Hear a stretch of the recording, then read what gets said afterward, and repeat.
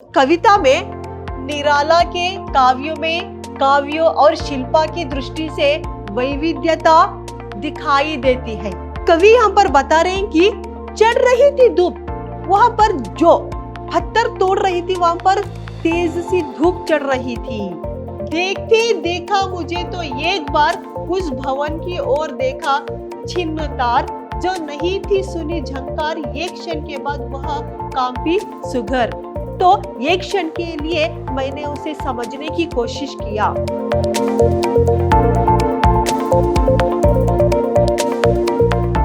नमस्कार, मैं हूँ मेहरताज, अति उत्तम विद्याश्रम की हिंदी प्रवक्ता। जितने भी मेरे प्रथम पीयूसी के विद्यार्थी हैं, इन सभी को मेरी कक्षा में स्वागत है।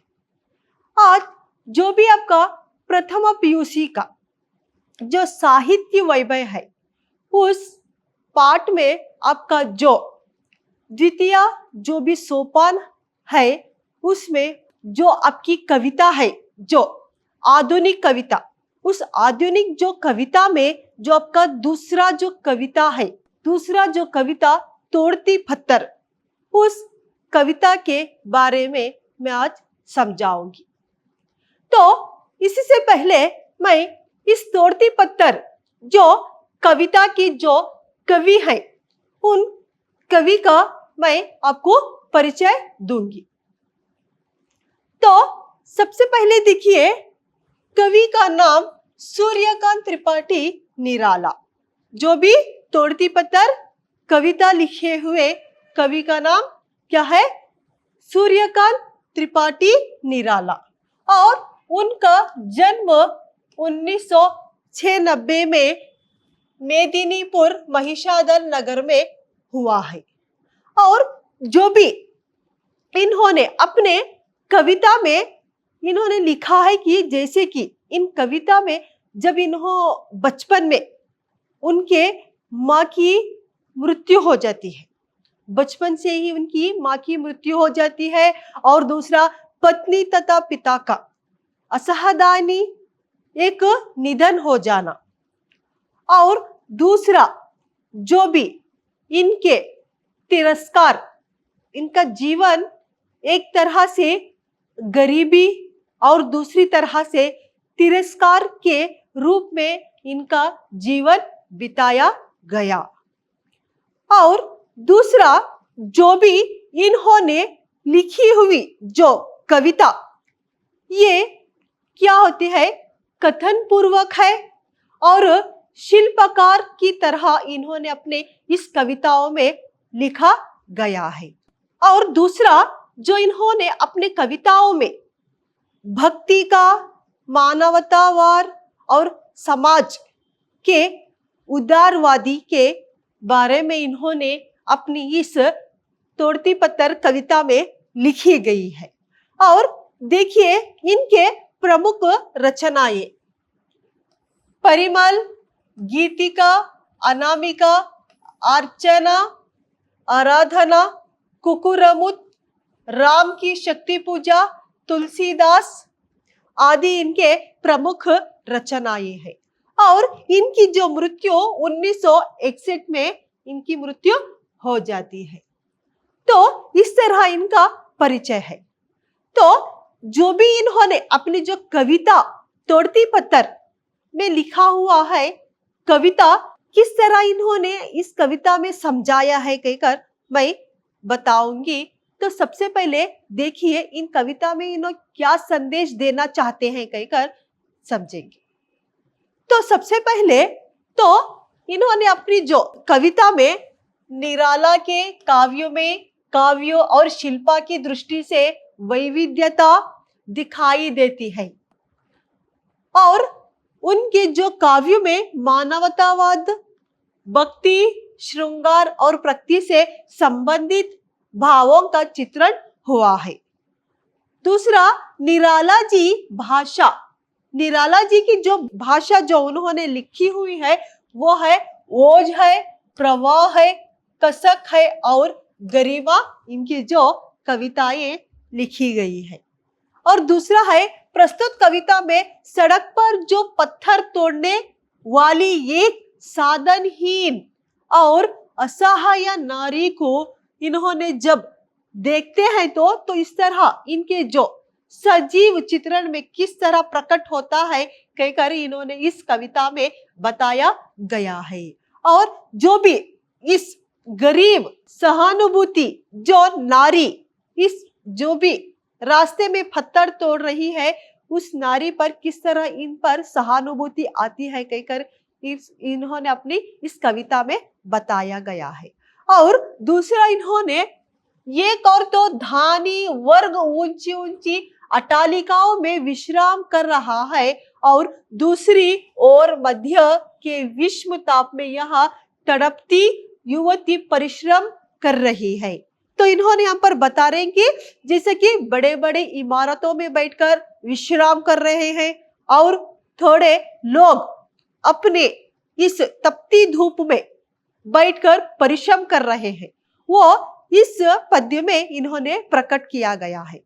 और दूसरा है अर्थ वैषम्य की ओर ध्यान आकृष्ट कराने वाली यह प्रगतिवादी रचना निराला के काव्य संग्रह अनामिका से संकलित की गई है। जो भी इन्होंने लिखी गई जो कविता इन्होंने मैंने आपको बताया कि जो इन्होंने अपने रचनाएं बताई हैं उस रचनाओं में जो तोड़ती पत्थर कविता को इन्होंने क्या किया है अनामिका के एक रचनाओं में लिया गया है।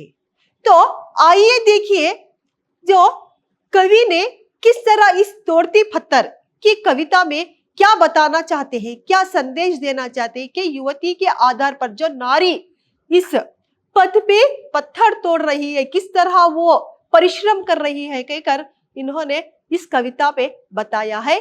देखिए आपकी इस तरह कविता है। तो देखिए यहाँ पर कवि अपने इस कविता में क्या संदेश दे रहे हैं, तो आइए देखेंगे। वह तोड़ती पत्थर देखा उसे मैंने इलाहाबाद के पथ पर, वह तोड़ती पत्थर। तो यहाँ पर कवि बता रहे हैं कि जो पथ का मतलब होता है रास्ता, इन्होंने जो अपने रास्ते में जा रहे थे तो रास्ते की एक नारी एक युवती पत्थर तोड़ रही थी। तो किस तरह जब कवि ने उस जो नारी को देखते हैं तो तभी उसने पत्थर तोड़ती रहती है। उस पत्थर तोड़ने का मतलब है कि किस तरह उसने अपने आप पर परिश्रम कर रही थी, क्योंकि वो अपने 2 वक्त की रोटी के लिए मेहनत कर रही थी, यही यहाँ पर बता रहे हैं।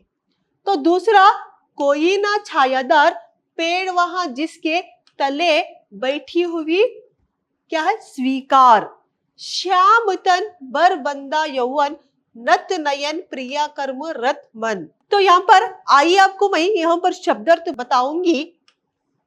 छायादार, छायादार का मतलब कोई छाव, आसरा। तो जो युवती जो पथ पर वो पत्थर तोड़ रही थी वहां कोई छायादार नहीं था, कोई आसरा नहीं था, कोई पेड़ का छाव नहीं था।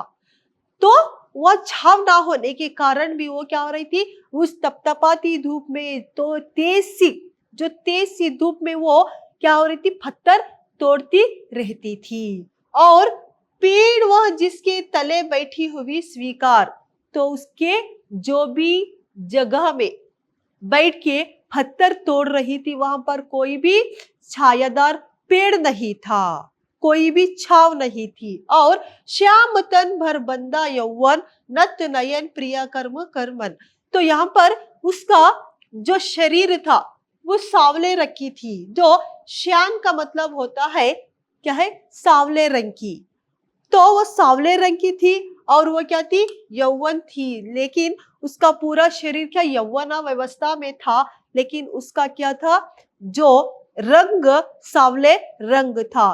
फिर भी वो अपने नयन का मतलब आंख, अपना आंख नीचे रखकर अपने आप पर परिश्रम कर रही थी, जैसे कि उस दुनिया की कोई चीज पर उसको परवाह नहीं थी, किसी पर अपने दूसरों मुझे देखने से, दूसरे लोग अपने को देखने से कोई भी उसे कोई शर्म की बात वहां पर नहीं थी, सिर्फ वो अपने काम पर लगी हुई थी।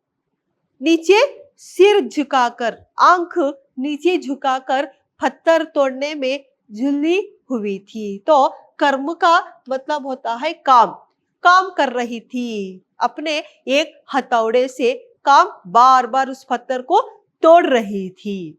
तो यही यहाँ पर इन्होंने इस कविता में बता रहे हैं कि जो तपतपाती जो धूप में, उसने एक बार भी सोचा नहीं कि अपने परिश्रम से किस तरह उसने अपने आप पर चली गई थी। जैसे कि कोई उसे धूप की परवाह नहीं थी, किसी दूसरों की परवाह नहीं थी, सिर्फ अपने परिश्रम के लिए, 2 वक्त की रोटी के लिए उसने पत्थर, रास्ते के ओर पत्थर तोड़ती हुई दिखाई देती है। और दूसरा देखिए, यहाँ पर कवि बता रहे हैं कि गुरु हथौड़ा हाथ करती बार बार प्रहार, सामने तरु मलिका अटालिका प्रकार। तो यहाँ पर बता रहे हैं कि गुरु हथौड़ा हाथ, जैसा कि हाथ में, गुरु का मतलब होता है भारी सा, जो वजनदार, जो अपने हाथ में लिए हुए वजनदार हथौड़ा, हथौड़ा का मतलब हैमर बोलते हैं। तो हाथ में हथौड़ा, वजनदार भारी सा एक हथौड़ा लेकर क्या कर रही थी, बार बार प्रहार कर रही थी, बार बार उस पर मार रही थी, जो पत्थर पर बार बार मारती रहती थी। और दूसरा है सामने तरु मलिका अटालिका, जो उसके जो बैठी हुई जो जगह में धूप थी, उसके सामने बहुत ज्यादा पेड़ थे और बड़े बड़े क्या थे, इमारत थे, मकान थे, घर थे, सब कुछ महल था। उसके जो भी आगे बैठते हुए जो महल था, पेड़ थे, सब कुछ बड़े बड़े इमारत थे, फिर भी अपने आप पर सिमट कर वो अपने परिश्रम में उलझ कर वह पत्थर तोड़ती रहती है। तो देखिए यहाँ अगले जो पंक्ति में कवि क्या बता रहे हैं, चढ़ रही थी धूप गर्मियों के दिन, दीवा का तमतमाता रूप, उठी झुलसाती रूह हुई लो, रुई जो जलती हुई भू, गर्द चिंगी छा गई, प्राय हुई दोपहर वह तोड़ती पत्थर। तो कवि यहाँ पर बता रहे हैं कि चढ़ रही थी धूप, वहां पर जो पत्थर तोड़ रही थी वहां पर तेज सी धूप चढ़ रही थी। और दूसरा इन्होंने बता रहे हैं कि जब धूप चढ़ने पर भी उससे उस धूप की कोई परवाह नहीं थी, अपने आप जो शरीर को जो तमतमाता हुआ पसीने से लूह हो गई थी, फिर भी वो पत्थर तोड़ रही थी। और जो पत्थर तोड़ने से वो क्या होते, परिश्रम कर रही थी। दूसरा है दीवा तमतमाता रूप, जैसा कि वो धूप इस तरह थी कि जैसा कि पूरा क्या था, पूरी जगह धूप से तमतमा रहा था, जल रहा था। जैसे कि रुई को जो आग लगाने से किस तरह गर्मी सी हवा आती है, उस तरह से गर्म हवा, रुई की तरह गरम गरम हवा आ रही थी।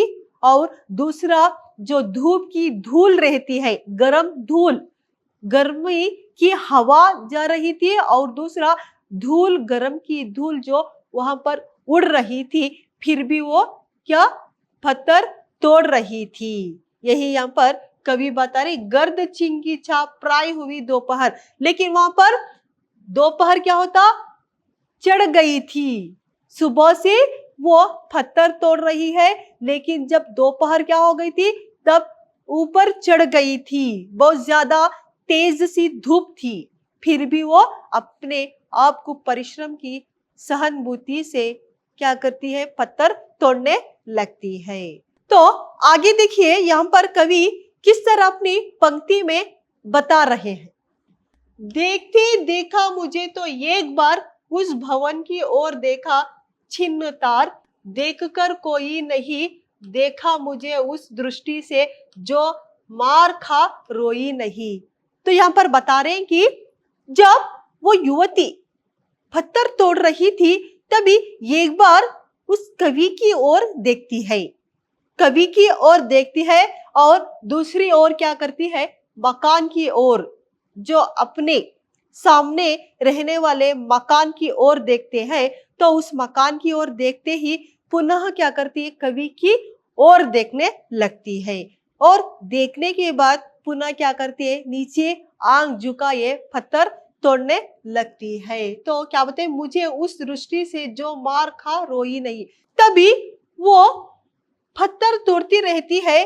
वो अपने आप कवि को देखकर ऐसे ही नीचे सर झुकाए पत्थर तोड़ने लगती है। तभी उस जो भी नारी के ऊपर कुछ भी शर्म की बात नहीं थी। तो सिर्फ उसे क्या थी, वो सोच रही थी कि मैं हूं पत्थर तोड़ने वाली। तो इस बात पे उसे कुछ भी क्या होता है, अपने आप पर अहंकार नहीं था, कोई शर्म की बात नहीं थी।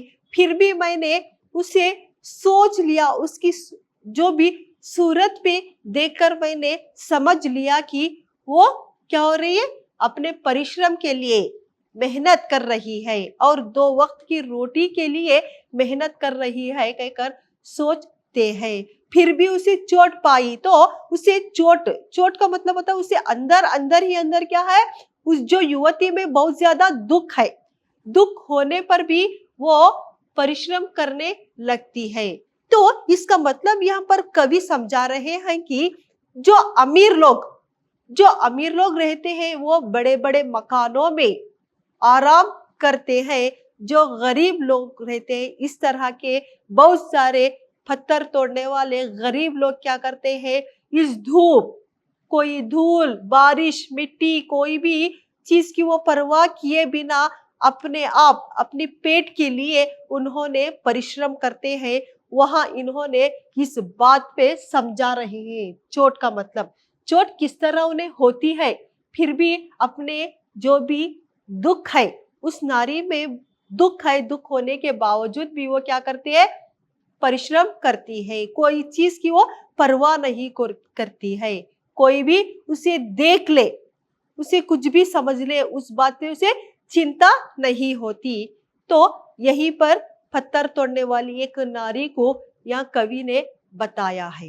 देखिए, इस कविता में कवि यह बता रहे हैं कि सजा सहज सितारा सुनी मैंने वह नहीं जो थी सुनी झंकार, एक क्षण के बाद वह कांपी सुघर, ढुलक माथे से गिरे सीकर, लीन होते कर्म में फिर जो कहा मैं तोड़ती पत्थर।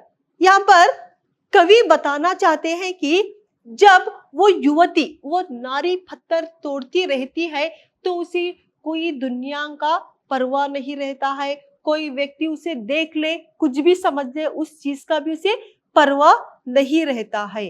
क्योंकि इस परवाह का मतलब होता है कि जो नारी थी उसमें अपने आप पर दुख था, बहुत ज्यादा दुख था। दुख होने के कारण वो परिश्रम कर रही थी, अपना पेट पालने के लिए वह परिश्रम कर रही थी। जो कुछ भी हो जाए, कोई भी उसे देख ले, उसकी बात पे उसे कुछ भी परवाह नहीं थी। तो यही यहाँ पर कवि बताना चाहते हैं कि जो नहीं थी सुनी झंकार, एक क्षण के बाद वह कांपी सुघर।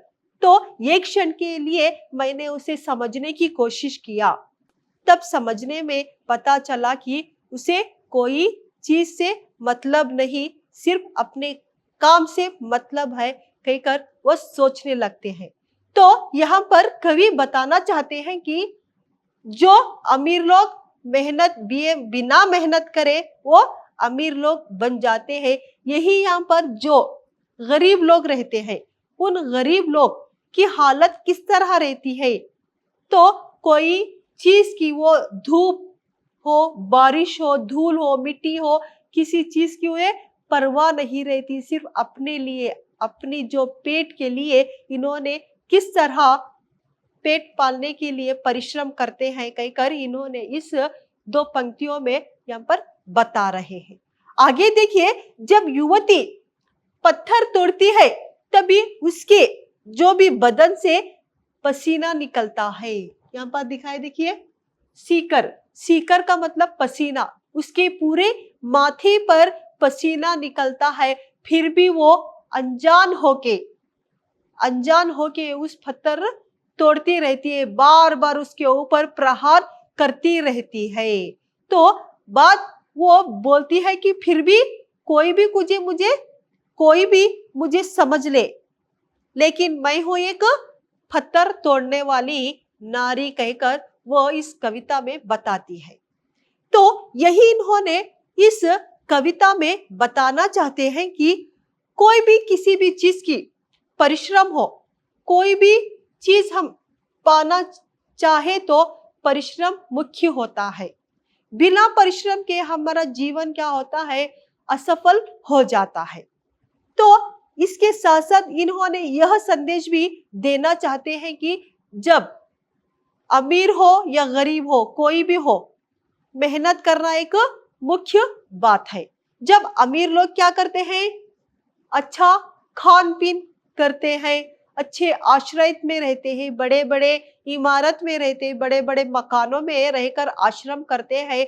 वही यहाँ पर गरीब लोग क्या करते हैं, मेहनत दिन भर अपने 2 वक्त की रोटी के लिए दिन भर मेहनत करके अपना पेट भरते हैं।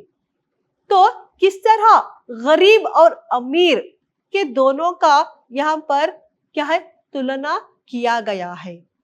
अमीर लोग किस तरह रहते हैं और गरीब लोग की जीवनी किस तरह रहती है कहकर इन्होंने एक नारी, जो पत्थर तोड़ने वाली नारी का एक यहाँ पर उदाहरण देते हुए इस कविता में इन्होंने संदेश दिया गया है। तो देखिए, हमारा जो मेहनत क्या होता है, सबसे बड़ी चीज होती है।